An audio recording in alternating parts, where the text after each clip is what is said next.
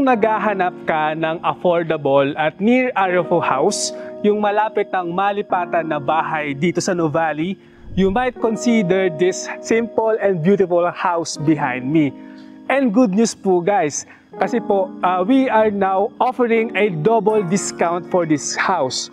Almost 1 million off for you guys. So, without further ado, let's explore this house and this community in Nuvali.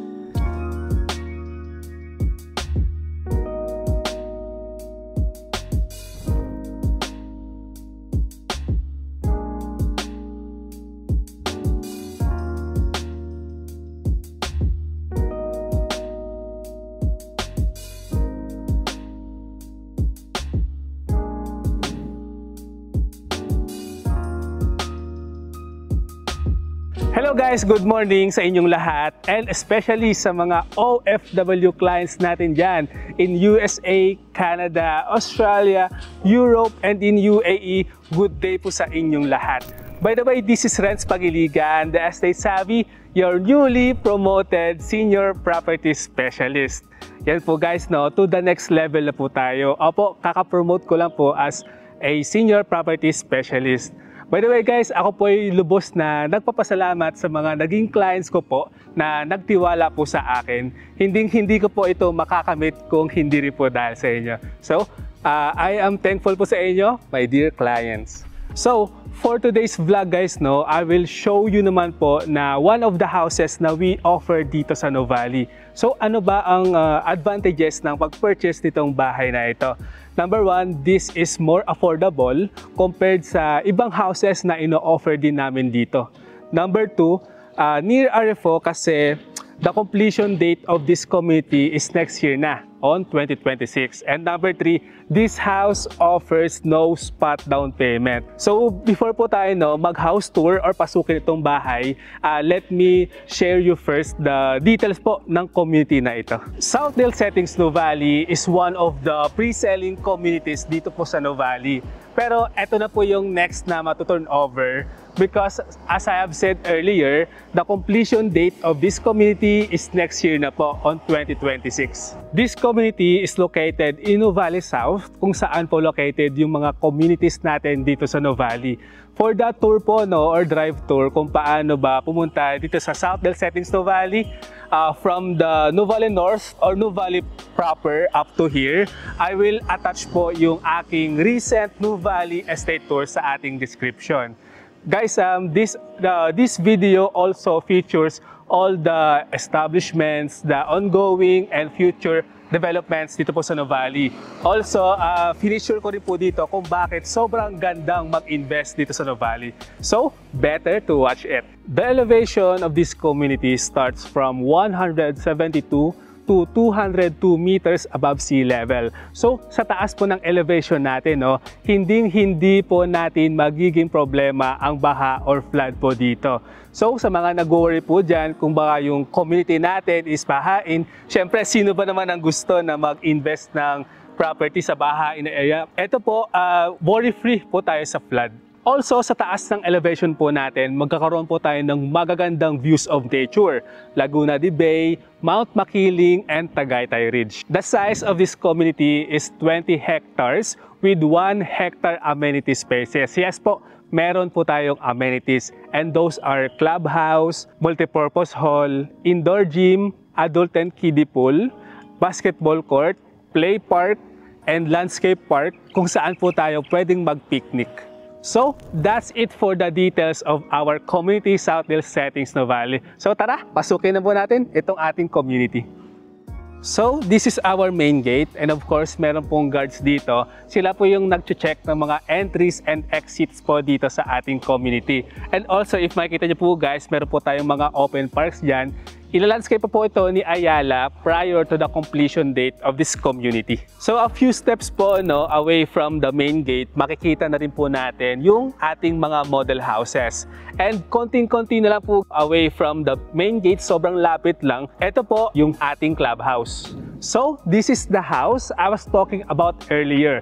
You may purchase this house nang wala ka pong ilalabas na malaking spot down payment. So for the details of this house, this is called Macy S2. This is our 3 bedrooms, 2-story house na detached house na rin po siya. The floor area of this house is 67 square meter and yung lot po natin na mga available starts from 128 to 130 square meter. So before po natin pasukin yung ating house, konting share lang po guys. Sa lahat po ng communities ni Ayala, before your property line, meron pa po tayong walk path, planting strip before pa ng gutter tsaka ng road. Ito po yung for your safety na ini-include po ni Ayala for free. Para example na paglabas nyo po ng bahay, safe po kayong maglalakad going to your neighbors or to the amenity area. So tara pasukin na po natin itong bahay. So, ito po yung parking ninyo. Kasyang-kasya po yung 2 cars. Magkasunuran lang po. Also, sa ating front yard, yan po, tulad po nito, pwede po kayong maglagay ng plants or ng garden or ipa-landscape. You have the freedom po kung anong gagawin nyo po dito. So, before pa natin pasukin itong bahay, tingnan lang po natin yung setback kung paano ba yung nakapalibot sa bahay na ito. Okay, sige, tara, ikot tayo.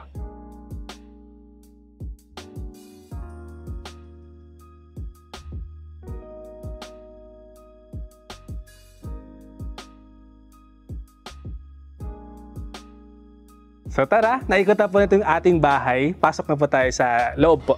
So, welcome to your new home. Sarado ko lang po yung door, para mas makita po natin yung lawak nitong bahay.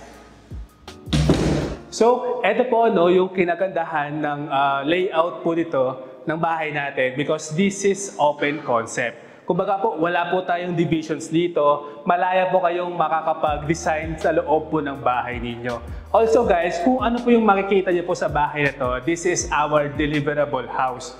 Kumbaga po, what you see is what you get. Ito na po lahat yung i-deliver po sa inyo na house. In this area po, obviously, dito po yung ating living area. Ito po kayong mga saksakan po natin. Also the auxiliary cables para po sa TV, sa internet, and sa landline. Also, dito po yung area natin na paglalagyan ng sala kung saan po kayong mag-entertain ng guests or visitors. Also, kung saan po kayo makapag-banding with your family, mga Netflix and chill, diba? Etc. So, these are your windows. Here, and dito po yung windows natin. And dito po sa area na to, for sure, dito po yung ating dining area. So sa lawak po nito, kasyang-kasya to up to 6 to 8 packs or family members. Sa tapat po ng dining area, meron po tayo ditong sliding door na example po. If you want ng additional ventilation or natural ventilation, buksan lang po natin ito. Kumbaga, nag-welcome din po ito ng natural light para hindi po tayo laging nakabukas po ng ilaw. So in this side, ito naman po yung ating kitchen. Medyo short lang po yung kitchen natin, so I suggest maglagay lang po tayo ng additional cabinets, yung mga hanging cabinets po natin. And dito yung ang ating refrigerator. Also, kinagandahan po ng ating kitchen kasi yung outlet natin naka-GFCI na rin siya. So ano ba yung purpose po nito? Dahil kitchen po ito, prone po ito sa mga water or sa oil na matalsikan yung outlet. So once na mangyari po yan, mag-automatic shutdown lang po yung power sa area na ito. So before po tayo umakyat, i-check lang po natin yung likod, yung ating service entry. Tara po. So sa paglabas po ng service entry natin, as you can see, medyo malawak po itong likod natin. And also, may mga nakaabang na rin po dito na for the water. Pwede po kayo maglagay dito ng laundry area, tsaka ng dirty kitchen. So tara, balik na po tayo sa loob. So tara, pasok po ulit tayo sa bahay. Wait lang po. So another socket, switches. And before po tayo umakyat ng stairs sa taas, check po muna natin itong ating toilet and bathroom dito sa ground floor. So, eto na po yung mga nakakabit, lavatory, toilet, shower, overhead shower. Kumbaga po, eto lang po yung deliver din po sa inyo. So, hindi naman po siya palitin, nasa inyo na po yun kung ano po yung idadagdag natin dito. So, tara, akit na po tayo. So, pag akit po natin, yung stairs po natin, naka-wooden type na po siya. Yan po. Yung railings po natin, naka-coated. Also, meron po tayong windows dito para mas maaliwalas po yung taas ng bahay natin. So sa pag-akyat pa natin, meron po tayong additional na window po dito para sobrang maaliwalas po yung sa ating stairs. Tsaka pwede po kayong maglagay ng chandeliers po dito. Ayun. So for our second floor na toilet and bathroom, same lang po ito sa baba with fixtures na rin. This will be your first bedroom. Tara, check po natin. Ang kinagandaan po ng room na ito, no, kasi naka-corner po siya. So you will have 2 windows po. 2 views na din. And also, dito po sa ating model house, dito po yung kabitan ng ating, or paglalagyan ng ating window type aircon. So malawak na po ito. Kasyang-kasya po ito kahit naka-full double. Tara, punta po tayo sa second bedroom. So this is your second bedroom. Also, kasyang-kasya, full double. Dito po yung ating window type and also 1 window po dito. So tara guys, pasok na po tayo sa ating master's bedroom. Yan, tingnan nyo po no, kung gaano kalawak yung ating master's bedroom. Tsaka ito po is good for parents po talaga. Kasi unang-una po guys, yung windows po natin sa harap, makikita nyo po yung in and outs ng bahay po ninyo. So sa lawak po ito, kasyang-kasya po ito, queen or king, kasyang-kasya po yan. And dito po located yung paglalagyan po ng ating window type aircon. Don't worry guys, no? Alam ko na medyo naguguluhan kayo kung paano ba ito lagyan ng furnitures. Pero don't worry kasi yung next na bahay natin na pupuntahan, naka-furnish na po siya for you to have an idea po. Tara, let's go! So now guys, pasukin naman po natin yung model house po na pinakita ko po sa inyo kanina. By the way, this house is furnished na for you to have an idea kung paano nga ba lagyan ng mga furnitures yung pinakita ko pong bahay kanina na deliverable unit. So tara, pasukin na po natin yung itong bahay. So, ayan guys. Again, this is our furnished house or naka-dressed up na po siya. So, di ba, kanina sa deliverable unit natin, parang medyo maliit lang po yung size ng ating living and dining area. Pero nung nalagyan ng mga gamit, tingnan po, oh, na kaya pala, na medyo maluwag pa. So, again, this is our living area. Kaya po, laki pa nga po ng space ng living area natin eh. Naglagay din ng sofa, mini chairs, pati dun po yung ating TV. So sa windows po natin, naglagay lang po tayo ng curtains. So curtains din doon sa isa pa nating window. So on this side, dito po naman po located yung ating dining area. So dito kasyang-kasya up to 6 family members kasi 6 chairs po yung nilagay natin dito. Also, mahaba na rin po yung ating dining table. On this side, dito po yung ating sliding door na nilagyan na rin po natin ng curtain. Pero if you want ng additional sunlight or ng ventilation, natural ventilation, open na lang po natin ito. Sa side naman po natin ito, katabi ng dining table, this is our kitchen. So ito po yung ating deliverable. Kumbaga po, as I've said earlier, medyo short lang. Lagyan na lang natin or improve natin by paglalagay ng hanging cabinets, pagpapa-install. Ayan, so dito po yung ating ref. Also yung ating gas range na may range hood. And eto guys, no, ang napakagandang idea kasi naglagay sila dito ng malaking mirror. Ito po yung idea para example sa mga maliliit na spaces, nagpapalawak po ito, lalo sa mga condo. Maglagay lang po tayo ng mga malalaking mirrors sa mga side po natin. And on this side, naglagay po tayo ng shelves po dito. Siyempre, magandang idea. Kumbaga, para hindi masayang po yung space natin below ng stairs. So, ito po mga shelves. Kung ano po yung gusto nyo pong ilagay. So, for the toilet and bathroom po dito, tara, pasapin na po natin. So, ito po yung mga deliverable. Naglagay lang po tayo ng lower cabinet, medicine cabinet, tsaka po ng glass partition po dito. Para sa shower, hindi po lahat tumatalsik sa labas. So, tara, akit na po tayo. So, for the stairs, kinagandaan po ito, no, kasi nagpa-coated po tayo ng ibang kulay. Chocolate brown po dito para nakikita yung steps natin. Tapos sa ilalim po ito, like po ito, is white. Yan po. So same po, wooden type po yung ating stairs and coated metal po itong ating handrail. So sa pagkakat po natin, no, napakagandang idea yung sa mga side po nito dahil naka-free lang naman sila, maglagay sila po ng ito pong mga frame natin. Yan, may curtains po tayo doon sa isang window. And dito po, naglagay po tayo ng blinds. So, for our second bathroom, almost same lang po ito sa baba. So, naglagay lang po tayo ng cabinets and ng partition po sa shower. So, sa ating first bedroom, ito po yung ginawa natin. No? So naglagay po sila ng standard single. Ito po, dinesign po siya para sa Batang Mabayas. As you can see naman po, yung mga nilagay po nilang improvements po dito, like sa colors. And naglagay na rin po tayo ng mini chair and dito. Parang vanity. Also, yung cabinet po dito. So tara guys, punta na po tayo sa second bedroom. So eto po, no, obviously, para naman ito sa batang lalaki. So sa kama natin, naka-standard single din. Tsaka para magkasya po lahat, naglagay din po tayo ng study area dito with table and chair. Tsaka po yung ating cabinet dito. So tara, pasok naman po tayo sa ating master's bedroom. So, welcome to your master's bedroom. Tingnan po kung gaano pa siya kalawak kahit malagyan po ng kama. This is queen size. Tsaka meron po tayo nilagay ng mga mini tables po doon para sa mga lamps natin. Also, ito yung ating cabinet na with mirrors na rin po. No? Ito yung mga gandang idea eh. Para example, medyo lumawak pa yung feeling natin sa isang area, sa isang kwarto. So dito, nag-design na rin po ng mga mirrors dito. Tsaka naglagay tayo ng curtains dito sa ating windows. So that's it for our dressed up model house. I-check naman po natin later kung paano ba yung mga payment terms natin dito.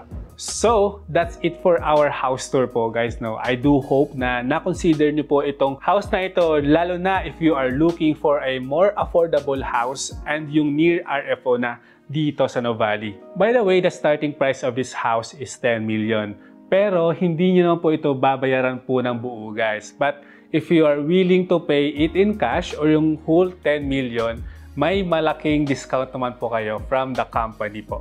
So for the installment term, we have two options ng ating payment term. By the way guys, yung total down payment po natin dito is 20%. So for the option 1, this is with 10% spot down payment. Then the other 10% is payable in 24 months. For this year lang po yan, 2025, kasi dahil malapit na po yung turnover nitong community, baka po paliit po yung payment term natin. Then the other 80% or the 80% remaining balance is payable on the 25th month. This is through cash or bank financing. By the way guys, if worry nyo naman po sa bank financing, don't worry kasi pwede ko po kayong i-assist dahil I am also a home loan broker. So for this option ng ating payment term, don't worry guys, meron po kayong malaking discount. Yun po yung sinabi ko kanina na almost 1 million po yung discount natin. Now guys, this is the exciting part. If you want to buy or purchase a house and lot na wala po kayong malaking spot na ilalabas, ito pong option 2 is yung perfect para sa inyo. Remember guys, this is Ayala Land and yung i-purchase po natin is house and lot. Pero wala po tayong ilalabas na down payment. So, for the option 2, the whole 20% na down payment is payable in 24 months. And again, the 80% remaining balance is payable on the 25th month through cash or bank financing. So, this payment term guys is pretty rare lang po ito. And sobrang limited lang po yung mga bahay na pwede pong no spot down payment. Guys, again, very limited lang po yung offer na ganito. Tsaka yung mga houses na available na pwedeng no spot down payment. So, if you want a free site viewing or a virtual presentation, just message me to my Facebook page, The Estate Savvy, or to my Viber, WhatsApp, or iMessage at 0917-140-5564. To stay updated dito po sa Nuvali, please don't forget to like, subscribe, and hit the notification bell para sa mga updates po dito sa Nuvali tsaka sa mga future na i-offer ko po dito. So again, this is Ros Pagaligan, your senior property specialist in the South.